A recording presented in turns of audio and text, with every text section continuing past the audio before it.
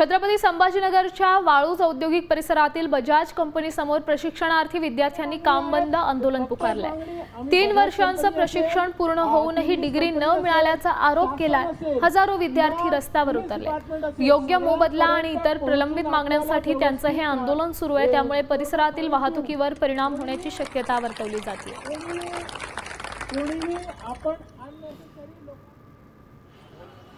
आपली मागणी तुमच्या करिअर बाबतीत जॉब म्हणून बोलवलं। इथं आल्याच्या नंतर आम्हाला कळलं की तुम्हाला स्टुडंट ट्रेनिंगमध्ये घेत आहेत। ते म्हटले की आम्ही तुम्हाला स्टुडंट ट्रेनिंगमध्ये घेऊ आणि तुम्हाला एक 3 वर्षाची डिग्री देऊ।